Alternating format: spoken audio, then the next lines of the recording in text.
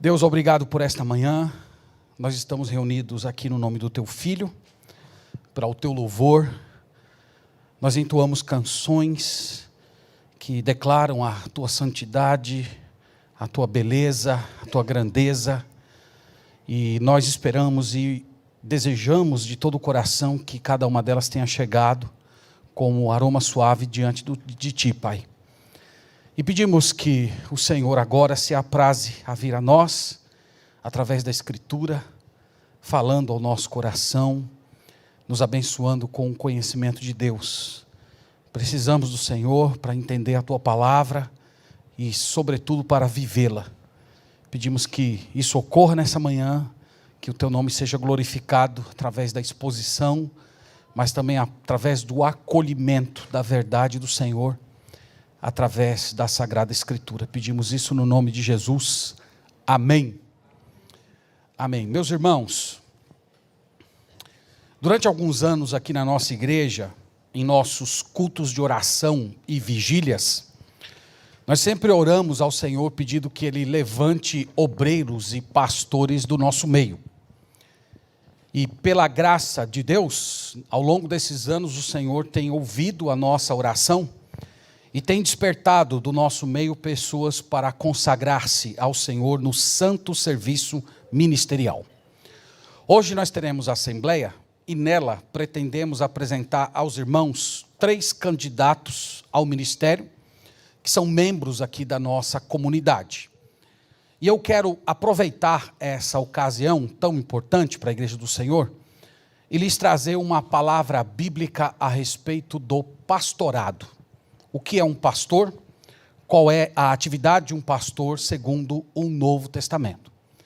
E eu estou fazendo isso, irmãos, porque o perfil de um pastor, ele não pode ser estabelecido através das nossas noções e muito menos elaborado a partir de nossas tradições. O Novo Testamento descreve com detalhes o que é o ofício pastoral e quais são as qualificações daquele que deseja exercê-lo, e prescreve também o modo como o ministério deve ser realizado. Então hoje nós vamos ver parâmetros bíblicos para se definir um pastor, e o alvo dessa pregação, dessa mensagem, é que os irmãos compreendam melhor o que é esse ofício, qual é a importância dele, qual é o lugar dele na igreja, e como nós devemos formar uma mentalidade bíblica a partir do significado desse ofício. E no final, nós vamos orar por esses 3 amados irmãos que vão consagrar a vida ao Senhor, ao ministério pastoral. Eu quero começar a minha palavra dizendo para os irmãos que a figura do pastor, infelizmente, está muito desgastada na nossa cultura. É uma figura normalmente que evoca na mente das pessoas pensamentos de corrupção, de avareza, de excessos. Então é muito triste a maneira como a figura do pastor está desconfigurada na nossa cultura. Eu estava no meu primeiro ano de ministério e eu fui fazer uma consulta em um oculista. E naquela ocasião a gente se sentou e ele começou a perguntar algumas coisas sobre a minha vida e tal. Ele falou: e aí, o que é que você faz? Eu disse para ele: eu sou pastor. Aí ele fez assim para mim: ramo bom, ramo bom, ramo bom. Então por isso dá para vocês terem uma ideia do tipo de mentalidade que as pessoas têm quando evoca-se a figura de um pastor. E é por isso que a Igreja do Senhor precisa voltar a esse tema e precisa pensar biblicamente o que Deus diz a respeito dessa figura. Eu elaborei algumas sentenças, eu ainda estou orando ao Senhor para discernir se eu devo continuar esse assunto na próxima semana, mas eu elaborei aqui 4 sentenças que eu acredito que estabelecem o perfil de um pastor segundo o Novo Testamento. Então a primeira delas, os irmãos vão poder acompanhar aí, eu coloquei na forma de um slide para facilitá-los. A primeira é que o pastor é um líder na igreja local. Essa é a primeira informação que nós temos a respeito do pastorado no Novo Testamento. Eu quero convidar os irmãos para Filipenses capítulo 1, versículo 1. E aqui eu quero trazer algumas informações que são importantes a respeito do que é a figura do pastor. Então, Filipenses capítulo 1, verso 1, nós lemos assim: Paulo e Timóteo, servos de Cristo Jesus, a todos os santos em Cristo Jesus, inclusive bispos e diáconos que vivem em Filipos.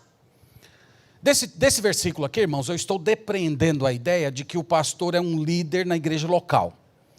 Quando eu falo que o pastor é um líder, eu estou dizendo que é responsabilidade dele indicar o caminho da igreja. É claro que há certos aspectos da liderança que precisam ser divididos, ele precisa ser um homem que tem humildade para ouvir, ele não pode ser um tirano, um dominador, como diz lá em 1 Pedro capítulo 3. Mas o fato, irmãos, é que ele tem que liderar. Deixar de fazê-lo perverte a igreja e é também uma posição de infidelidade perante o Senhor. Esse versículo que nós lemos, ele é muito importante para você compreender a estrutura básica de uma igreja. Aqui no versículo 1, nós temos a igreja composta por 3 grupos. O primeiro grupo, Paulo chama de os santos em Cristo Jesus. Esse é o primeiro grupo da igreja. O segundo grupo, ele chama de bispos. E o terceiro grupo, ele chama de diáconos. Então aqui nós temos 3 grupos que compõem a igreja. Nós temos os santos, que é a igreja como um todo. Nós temos bispos, e bispos aqui entenda-se pastores, bispos, presbíteros, são palavras sinônimas do Novo Testamento, descrevem apenas aspectos diferentes do ministério. Só com os anos, já para o século III, é que começou a fazer uma distinção entre bispo, presbítero, entre bispo e pastor. Mas na época em que o Novo Testamento foi escrito, não existia essa distinção. Eram 3 palavras que falavam de um único ofício e que descreviam aspectos dele. Então pensem nisso, irmãos, nesse versículo, por que bispos e diáconos são mencionados à parte dos santos? Seria porque bispos e diáconos não são santos? Eles são santos. Mas aqui Paulo está destacando a liderança da igreja. Isso aqui, irmãos, é um ponto muito importante, porque no livro de Atos, nós não encontramos essa estrutura. Se você ler o livro de Atos, você vai ver que em Atos não tinha pastor, não tinha a figura do diácono como oficial, havia uma figura de um crente que era direcionado para coordenar a assistência social. Mas aqui nós estamos por volta da década de 60 depois de Cristo, mais ou menos uns 30 anos depois que a igreja havia sido formada, e nós temos aqui a igreja se tornando um pouco mais complexa. Ela ganhando ares de uma estrutura formal. Antes, na igreja lá da década de 30, quando foi fundada, ela tinha um modelo mais informal. Então é isso que acontece aqui em Filipenses capítulo 1. Havia um corpo de líderes na igreja, que ele chama de bispos, e esse corpo de líderes era distinto dos apóstolos, e o diaconato passa a ser uma função de liderança ao lado dos pastores. Quando você continua lendo o restante do Novo Testamento, você vai ver que por volta do ano 90, quando mais ou menos o Apocalipse foi escrito, essa estrutura mais uma vez passa por uma mudança. Em Apocalipse não se fala mais de um grupo de bispos, de presbíteros, mas de um único pastor. Apocalipse capítulo 2 e 3, quem lembra lá das 7 cartas às igrejas da Ásia, sempre a carta é iniciada assim: ao anjo da igreja. A palavra anjo ali significa mensageiro, é uma referência clara ao pastor. Então veja que o Novo Testamento, irmãos, passa por essa progressão. Nós temos no início da igreja a figura dos apóstolos liderando a igreja local. Por volta da década de 60, nós temos um grupo de pastores liderando a igreja. E quando chegamos ali por volta do ano 90, nós temos apenas um líder. A maioria dos historiadores acredita que essa mudança na igreja da década de 90 ocorreu por causa da intensificação das perseguições e o aumento das heresias. Havia tanto conflito na igreja na década de 90, tanto da parte externa como da parte interna, que era preciso, naquele momento, focar a liderança da igreja local em um único líder. Os irmãos sabem que isso é muito comum em épocas de grandes turbulências, quando uma nação está em guerra, quando um certo povo está passando por um forte desafio, normalmente se foca toda a liderança em uma única figura. Eu estou destacando isso, irmãos, essa mudança que há no livro de Atos, porque de vez em quando eu escuto algumas pessoas dizendo assim: nós precisamos voltar à igreja do Novo Testamento. A igreja hoje, ela está muito institucionalizada. Nós temos que voltar para a igreja primitiva. Sempre que alguém fala isso perto de mim, eu sempre pergunto assim: de qual estrutura você está falando? Você está falando da igreja de Atos? Você está falando da igreja aqui da década de 60, das epístolas pastorais? Ou você está falando da igreja no final da era apostólica? Porque, novamente, irmãos, na igreja de Atos, por volta da década de 30, a liderança da igreja local estava na mão dos apóstolos.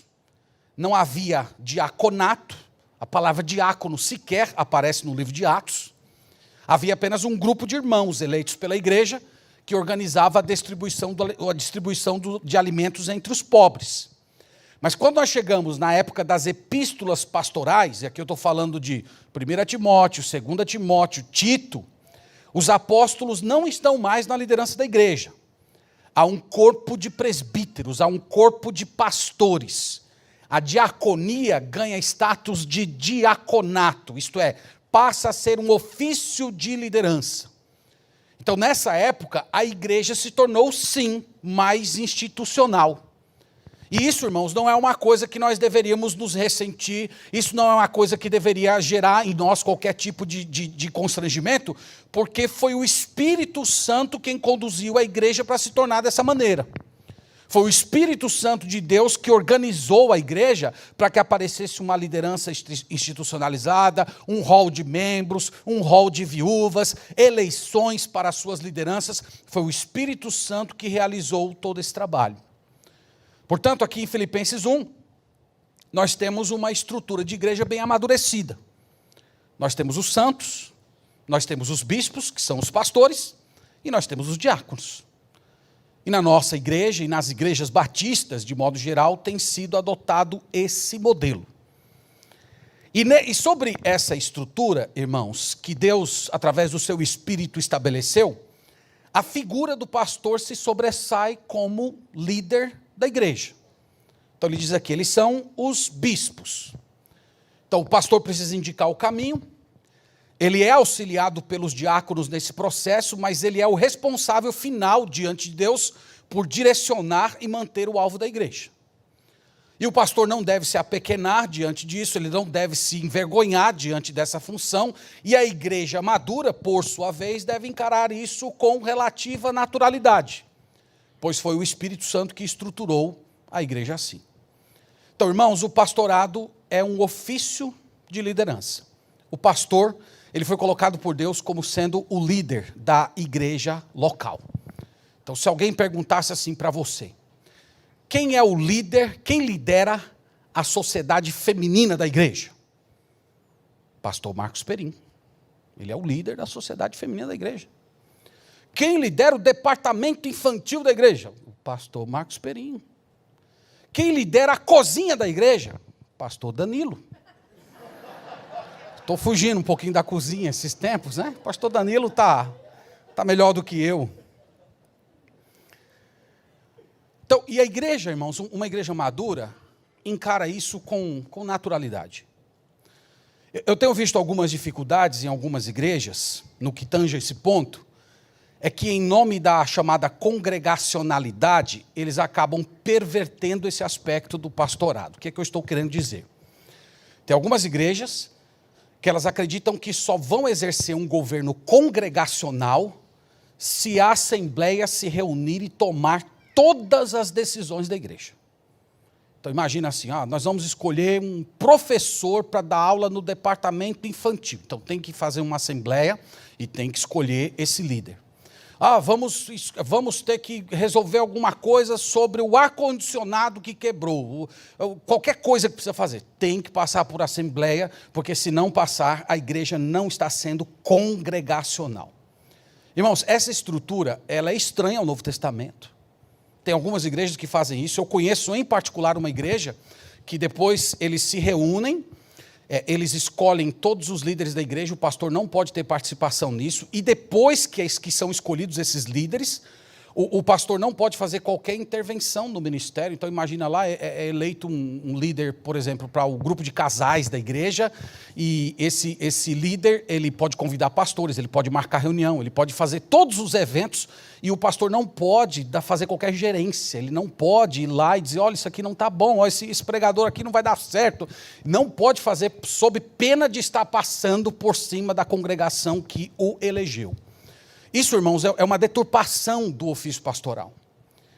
A essência da congregacionalidade, isso é muito importante, ela está especialmente na escolha dos pastores e diáconos. Então, quando uma igreja escolhe seus pastores e seus diáconos, ela está exercendo a congregacionalidade do Novo Testamento.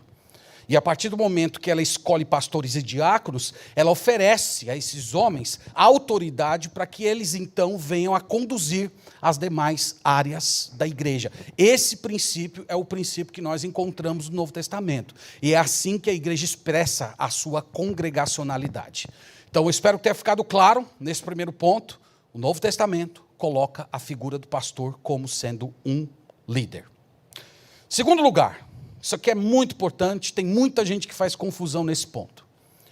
O pastorado é tanto um dom quanto um ofício. Algumas pessoas, irmãos, não entendem isso. Tem muitas pessoas que pensam que o pastorado é apenas um dom.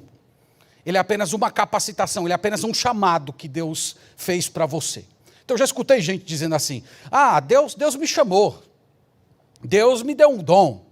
Então eu vou sair por aí, coloco uma gravata, Bíblia debaixo do braço, vou abrir a minha garagem, começar ali uma pequena igreja. Eu só respondo a Deus, porque foi Ele que me chamou. Eu não devo satisfação à igreja, eu não preciso de igreja para me validar, e nem de outros pastores para me reconhecer. Foi Deus que me chamou, eu só respondo a Ele. Isso é um erro, irmãos. Isso é um erro grave. O Novo Testamento sustenta as duas realidades. O pastorado é um dom, mas também é um ofício. Isto é, ele é um cargo, ele é uma função. O pastorado é uma atividade delegada. Ninguém se levanta e se coloca naturalmente como um pastor, porque recebeu um chamado de Deus. Na verdade, o exercício pleno do dom de pastorear vem através do ofício. Eu quero explicar isso bem direitinho para os irmãos. Vamos começar com Efésios capítulo 4.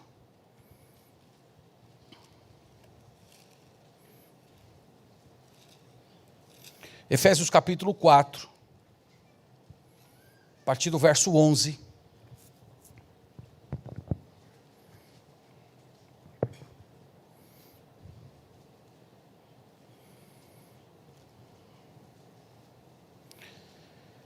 Vamos começar, irmãos, com o verso 7. Ele fala assim: e a graça foi concedida a cada um de nós, segundo a proporção do dom de Cristo. Por isso diz, quando ele subiu às alturas, levou o cativeiro, e concedeu os dons aos homens. Ora, que quer dizer subiu, senão que também havia descido até as regiões inferiores da terra? Aquele que desceu é também o mesmo que subiu acima de todas as coisas para encher todas as coisas. E ele mesmo concedeu uns para apóstolos, outros para profetas, outros para evangelistas e outros para pastores e mestres. Essa imagem que Paulo está tentando despertar aqui na mente dos crentes de Éfeso era uma ilustração muito comum no primeiro século. Ele está tentando evocar na mente dessas pessoas a figura de um general vencedor. Então, nas guerras da antiguidade, quando um determinado exército vencia um exército inimigo, o general ele entrava na cidade numa espécie de procissão. E à medida que ele ia entrando, junto com seus exércitos, carregando o seu inimigo general do exército vencido, normalmente nu, ele ia entrando na cidade e era saudado pelas multidões, e enquanto isso ele ia distribuindo presentes dos despojos da guerra. Paulo está usando essa imagem para falar da ascensão de Cristo. Ele está falando que Cristo também derrotou o pecado, Cristo derrotou a morte, e ele foi recebido nos céus com festa. E enquanto ele estava entrando nas mansões celestiais, ele também, à semelhança do general vencedor, deu presentes para a sua igreja. Ele deu dádivas para a sua igreja. Ele deu despojos para o seu povo. E o que são essas dádivas? Ele chama aqui apóstolos, profetas, evangelistas, pastores e mestres. Eu não sei se vocês já pensaram no ofício pastoral sob esse prisma. O que é um pastor? Um pastor é uma dádiva de Cristo para a sua igreja. O pastor é um presente que o Cristo vencedor deu para o seu povo. Irmãos, uma das manifestações do juízo de Deus para uma igreja, para uma nação, para um povo, para uma cidade, é quando o Senhor retira do meio dela os seus porta-vozes. Mas à medida que o Senhor mantém no meio da sua igreja pessoas fiéis à sua palavra, que proclamam o evangelho com poder e autoridade, isso se constitui um presente de Deus para a igreja. Então, essas duas ideias estão presentes. O pastor é um dom de Cristo para a igreja, mas o próprio pastor recebeu um dom de Cristo. Ele recebeu o dom de pastorear. Versículo 11, eu quero sinalizar, lá ao final do versículo, ele fala assim: e ele mesmo concedeu uns para apóstolos, outros para profetas, outros para evangelistas e outros para pastores e mestres. Só uma observação aqui, é que de fato na língua original, a declaração aqui não é pastores e mestres, mas é pastores que são mestres. Não existe esse artigo separando aqui na língua grega, isso foi uma pequena dificuldade de tradução. Então, são pastores que são mestres. Então, vejam isso. Isso é uma outra particularidade do pastorado. Qual é a função primordial do pastor? O pastor, ele é um mestre. Ele é um professor. O principal meio de apacentar o rebanho de Cristo é através do ensino. Ele tem que ser um mestre, ele tem que ser um professor. 1 Timóteo 5,17, lá é dito que somente aqueles que se afadigam da palavra, isso é, aqueles que se dedicam sobremaneira às Sagradas Escrituras, são os únicos merecedores de dobrados honorários. Tem alguns pastores que querem os dobrados honorários, mas eles não querem se dedicar ao ensino até a fadiga. Isso aqui é uma coisa muito importante, irmãos. O principal meio de um pastor apacentar a igreja é por meio do ensino. Não é o único, evidentemente, mas é o principal. Esse é o que ele não pode falhar sob nenhuma instância. Sobre isso, uma vez eu estava conversando com um pastor, e ele falou assim para mim: olha, pastor, eu não sou pastor de gabinete, eu não sou pastor de púlpito, eu sou pastor da rua, eu sou pastor do povão. Negócio de estar com livro lá, fazendo exegese e tudo. Eu achei que ele estava dando uma espetada em mim, né? Mas ele estava falando isso: olha, eu sou o pastor do povão. Eu gosto de estar no meio das pessoas, eu vou para a rua, fazer evangelismos nas calçadas. Irmãos, isso é completamente distante do que Paulo está dizendo. É claro que o pastor se envolve com as pessoas, mas o modo principal do seu pastoreio é sendo um mestre nas Sagradas Escrituras. Esse é o principal meio. Ele tem o dom de ensinar, e ele precisa exercer esse dom perante a igreja do Senhor. É importante sinalizar nesse ponto que há algumas pessoas da igreja que receberam o dom de serem mestres, mas eles não foram chamados para ser pastores.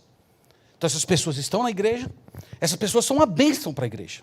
Eles têm capacidade de ensinar a palavra, eles têm vida com Deus suficiente para se colocar diante do povo de Deus e instruir, mas eles não receberam o ofício pastoral. Mas todo pastor, ele precisa ser um mestre. Ele precisa ter capacidade de ensinar a Sagrada Escritura. Se ele não tiver, ele não pode ser pastor. Então, o pastorado é um dom. Agora, segundo ponto, é que ele não é apenas um dom, ele também é um ofício. E aqui eu quero chamar a atenção de vocês. Ou seja, para ser um pastor, o homem que recebeu o dom, ele precisa ser investido formalmente ao ofício pastoral por meio da imposição de mãos, uma cerimônia de imposição de mãos pelos demais pastores. Nós vemos isso em 1 Timóteo capítulo 4. Vamos até lá, por favor. Esse aqui é o outro lado do chamado pastoral. Isso não pode ser ignorado. 1 Timóteo capítulo 4, versículo 14.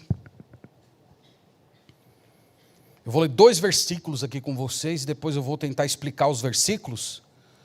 Mas veja, 1 Timóteo 4, verso 14 é dito assim: não te faças negligentes para com o dom que há em ti. Vejam, Timóteo recebeu um dom, o qual foi concedido mediante a profecia. Esse dom dele estava relacionado com a atividade profética. Profecia aqui, entenda-se, pregação, ensino da palavra. Agora veja, o segundo aspecto, com a imposição das mãos do presbitério. Então tem o dom, mas também tem uma cerimônia de imposição de mãos. No capítulo 5, verso 22, é dito assim: a ninguém imponhas precipitadamente as mãos. Não te tornes cúmplice de pecados de outrem, conserva-te a ti mesmo puro. Então aqui Paulo está dando uma advertência a Timóteo, que ele deveria ter muito cuidado na hora de conduzir certas pessoas para frente da igreja, para reconhecer essas pessoas como sendo pares, como sendo pastores, do mesmo jeito que ele o era. Mas o ponto que eu quero chamar a atenção aqui para os irmãos é que Paulo está falando de um ato formal. Paulo está falando de uma cerimônia solene. Uma cerimônia na qual há imposição de mãos por outros pastores. Então, um pastor, segundo o Novo Testamento, ele precisa ser elevado a partir desses 2 elementos. Ele tem um dom, ele recebeu o dom de Deus, e esse dom é reconhecido pela comunidade cristã, e há uma cerimônia de imposição de mãos, através da qual, por meio daquela cerimônia, a pessoa é consagrada ao ofício pastoral. Isso aqui, irmãos, é bem diferente do apostolado. Os apóstolos do Novo Testamento não passaram por esse tipo de cerimônia.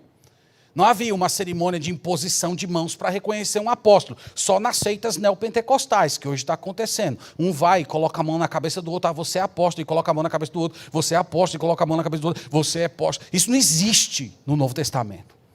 Os apóstolos, eles foram chamados diretamente por Jesus. A investidura deles veio diretamente do Senhor Jesus. Lá em Gálatas 1, versículo 1, Paulo fala isso: eu sou apóstolo não da parte de Deus. Ou desculpe, não da parte de homens, mas da parte de Deus.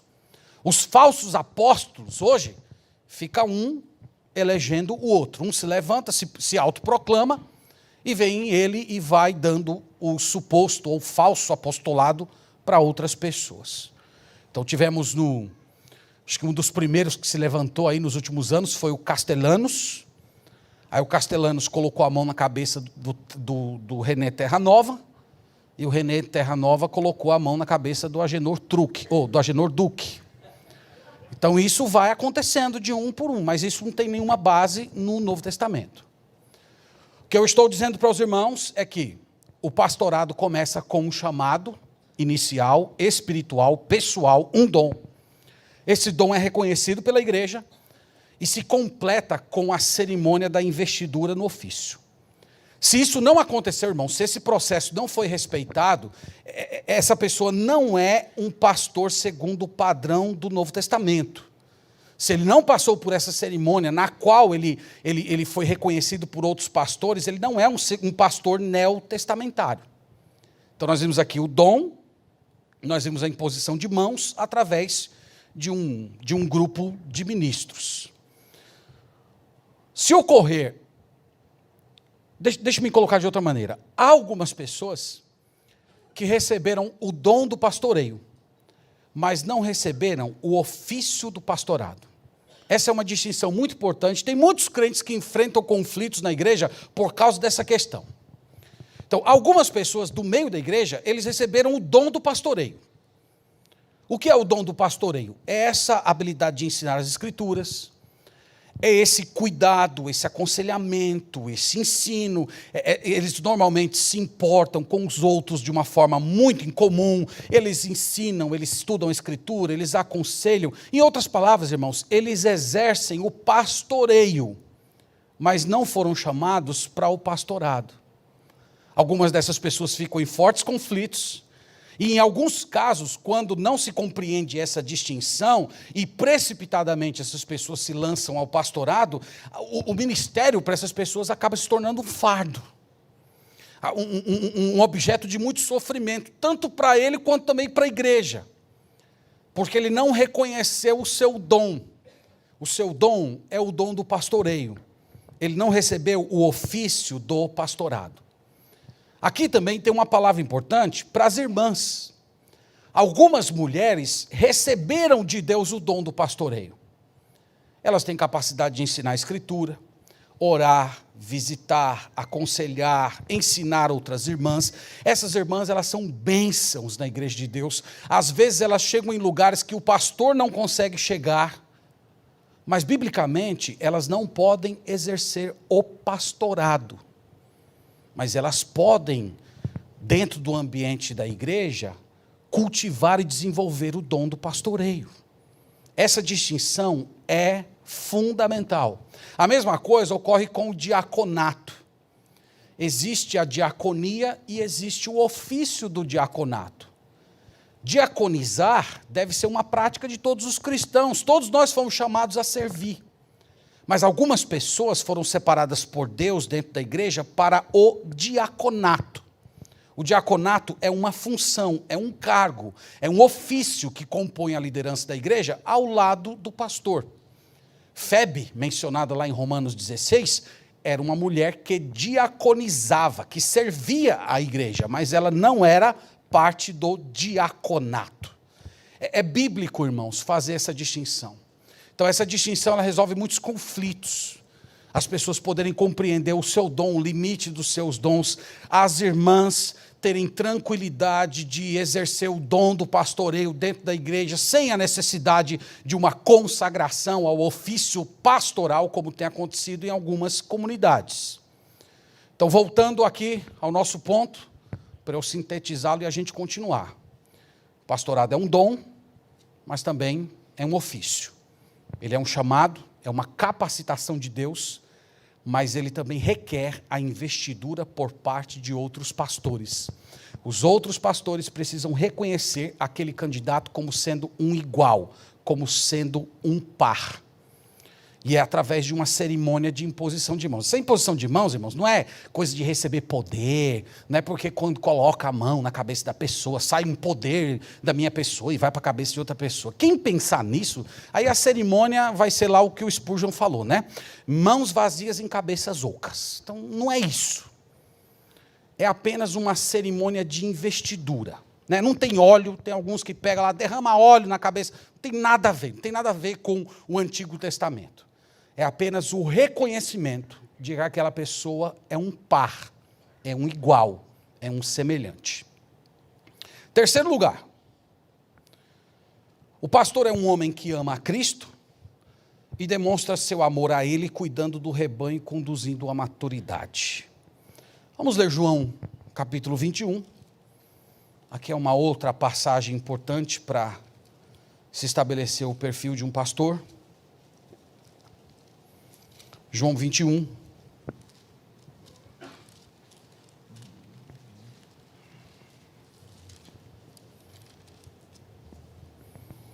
Passagem clássica, encontro de Jesus com Pedro.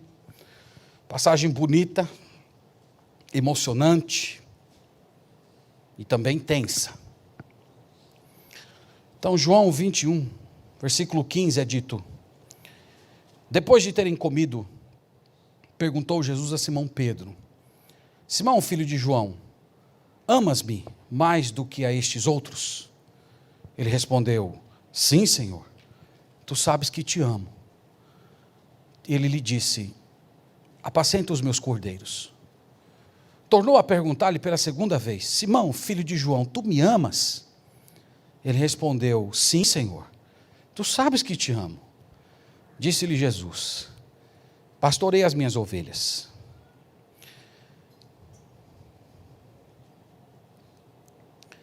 Pela terceira vez, Jesus lhe perguntou: Simão, filho de João, tu me amas? Pedro entristeceu-se por ele lhe ter dito pela terceira vez: tu me amas? Respondeu-lhe: Senhor, tu sabes todas as coisas, tu sabes que eu te amo. Jesus lhe disse: apacenta as minhas ovelhas. Todo pastor, irmãos, precisa amar Jesus. Se ele não tiver profundos afetos por Jesus Cristo, ele não está capacitado para estar à frente do povo de Deus.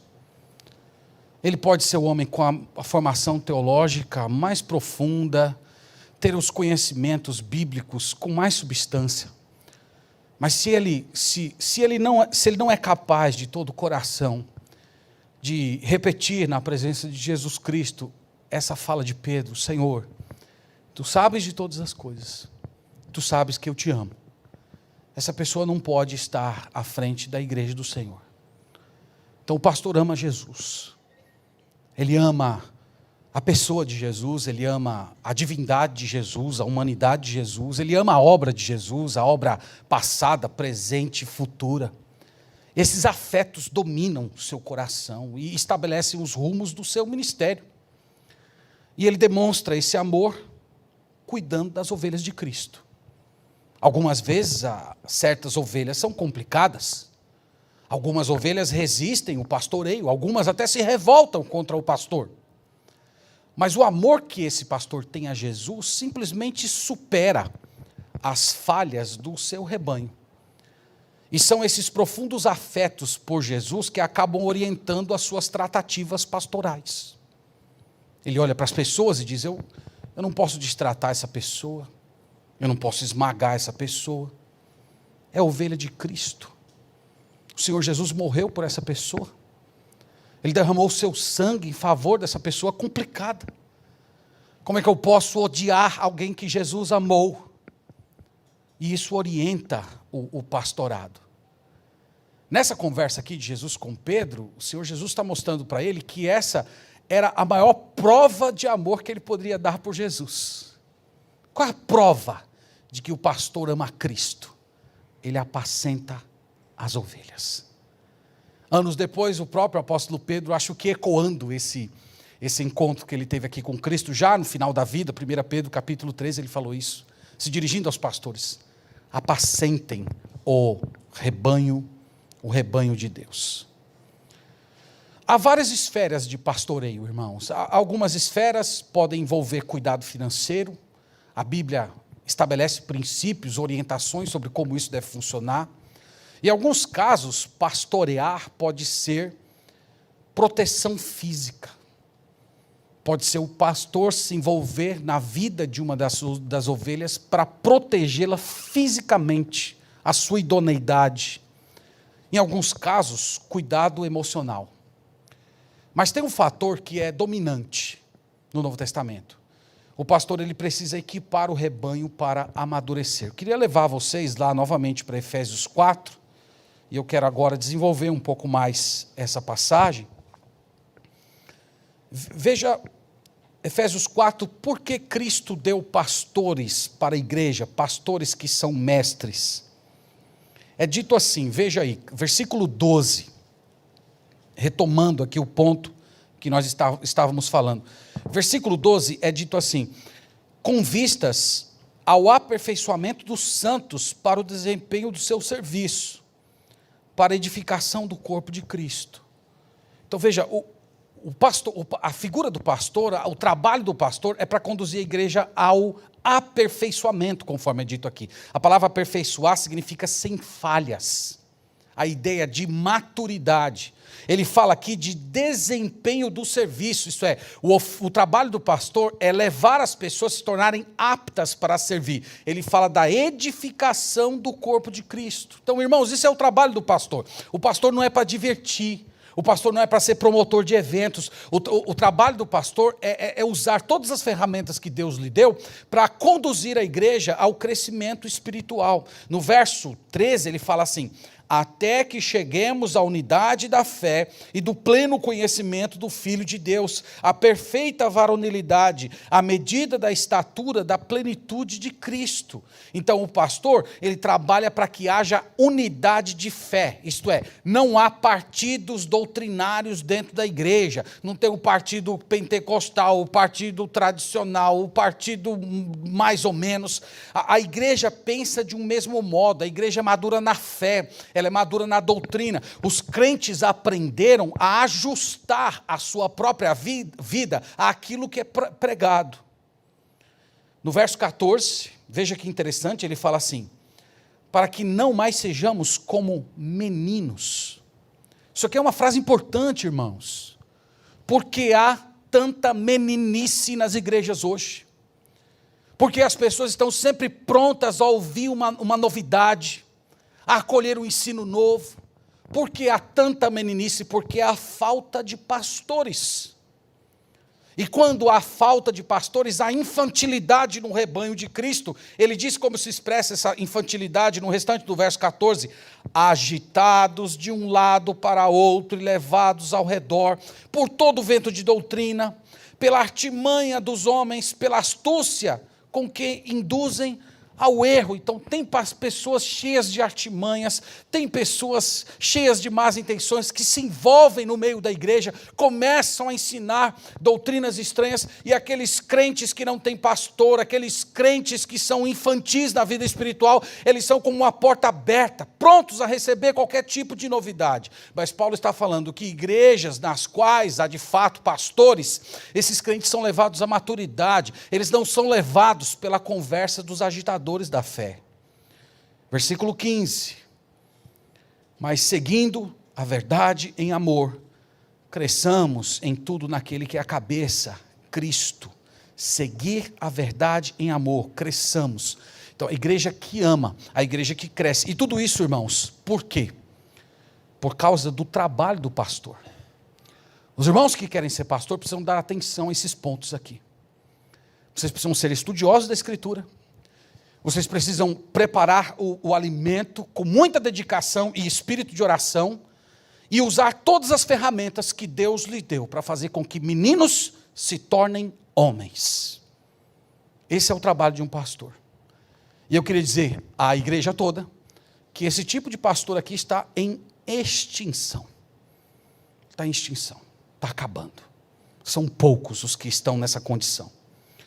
Então, meus irmãos, meu ponto é: lutar pela maturidade da igreja é a forma como o pastor expressa o seu amor por Cristo.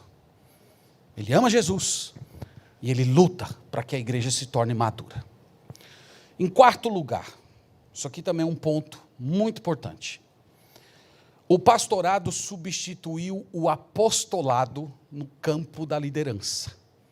Essa é uma informação que normalmente passa despercebida e que é muito mal compreendida. Mas deixa eu explicar para os irmãos o que eu estou querendo dizer nesse ponto. É que os apóstolos, eles tiveram um papel fundamental na igreja do primeiro século. Ao lado dos profetas, eles serviram para colocar os fundamentos da igreja sobre Cristo, a pedra angular.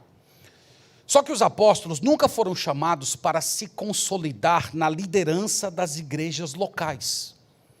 A tarefa principal dos apóstolos era o de fundar novas igrejas, pregar o evangelho onde ainda não havia sido pregado. A palavra apóstolo vem de um verbo da língua grega chamado apostelo, que significa o enviado. Então essa era a tarefa fundamental dos apóstolos. No livro de Atos, numa leitura um pouco mais atenta, você consegue perceber isso, que a liderança, ela vai aos poucos migrando dos apóstolos para os pastores. Isso é uma progressão muito perceptível no livro de Atos. Eu vou sinalizar apenas um versículo em Atos capítulo 14. Vamos até lá, por favor. Atos capítulo 14, versículo 23. Atos 14, verso 23. Aqui dá para você, é um versículo que sinaliza essa mudança de autoridade da mão dos apóstolos para a mão dos pastores. Atos 14, 23 é dito: e promovendo-lhes em cada igreja a eleição de presbíteros, depois de orar com jejuns, os encomendaram ao Senhor em quem haviam crido.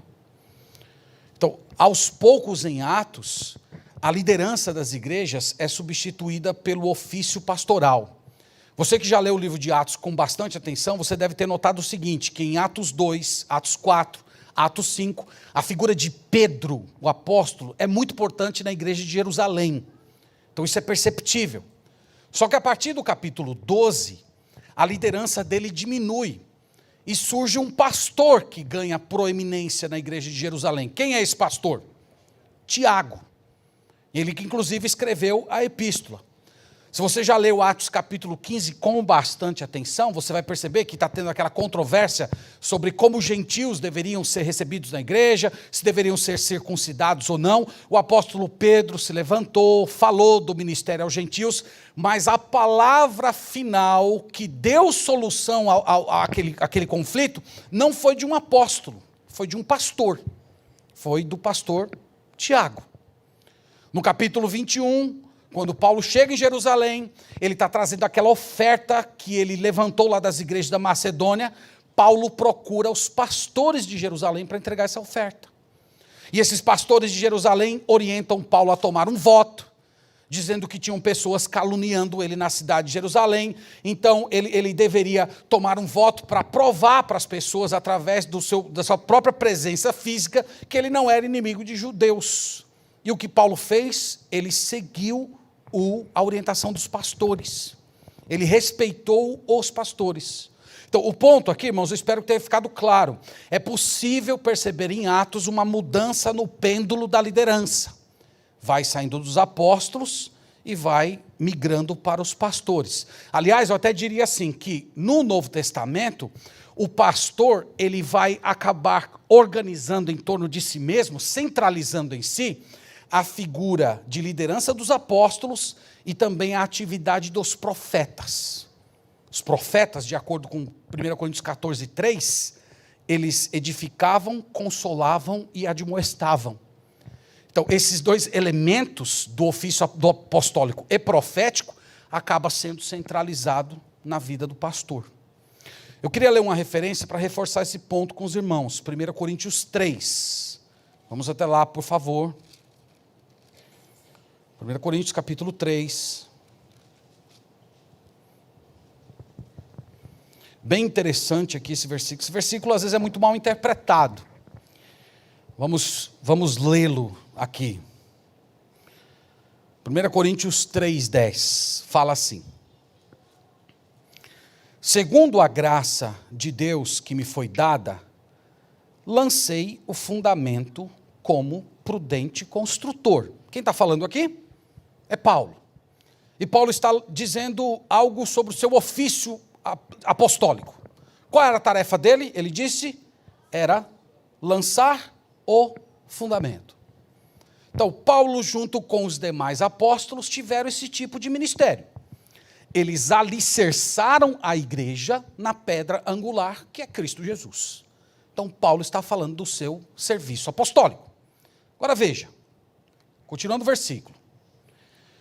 E outro edifica sobre ele. A pergunta aqui, irmãos, é: quem é o outro? Quem é o outro que edifica sobre o alicerce que foi plantado pelos apóstolos, tendo Cristo como a pedra angular? Quem é o que edifica?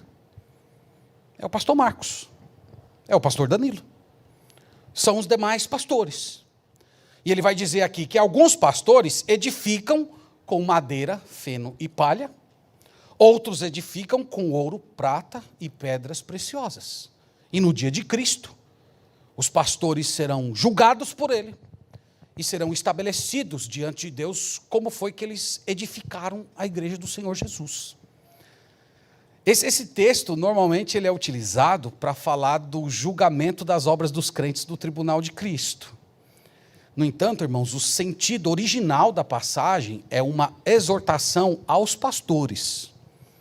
Ele está dizendo aqui que os pastores, eles serão julgados no dia de Cristo, a partir do tipo de material que eles usaram para prosseguir nessa obra de edificação, cujo fundamento foi lançado pelos apóstolos. Então, irmãos, a fase da igreja hoje é a fase da edificação. Aqui é mais um versículo que mostra porque nós não cremos mais em ministério apostólico em nossos dias. Os apóstolos terminaram a missão deles. Eles lançaram os fundamentos. E depois disso, a autoridade foi entregue aos pastores. E os pastores hoje estão dando continuidade a essa obra, edificando sobre o fundamento que já fora dado. E essa tarefa, como eu disse, foi entregue aos pastores. Então, no que tange a liderança da igreja, eu espero que isso tenha ficado muito claro, para não ser mal compreendido, é que no que diz respeito à liderança da igreja, os pastores substituíram os apóstolos. Irmãos, caminhando aqui para minha palavra final, depois nós vamos orar, eu queria apenas lembrar a igreja que há duas posturas que têm desfigurado o pastorado em nossos dias. A primeira é a sacralização e a segunda é a banalização. A sacralização consiste em colocar a figura do pastor em um patamar que o Novo Testamento simplesmente não reconhece, retratando o pastor como se ele fosse uma espécie de sacerdote, nos termos do Antigo Testamento, como se o pastor tivesse um poder espiritual elevado, uma oração que fosse mais eficaz, ou retratando o pastor como se fosse o ungido da igreja. Aliás, a frase, não toquem no ungido de Deus, se tornou uma espécie de frase de fuga para pastores que não querem ser questionados. Então, essa sacralização prejudica. Às vezes o pastor imprime isso na igreja. Às vezes a igreja imprime isso no pastor e o pastor permite. E aí acabam retratando o pastor naquela figura meio mística.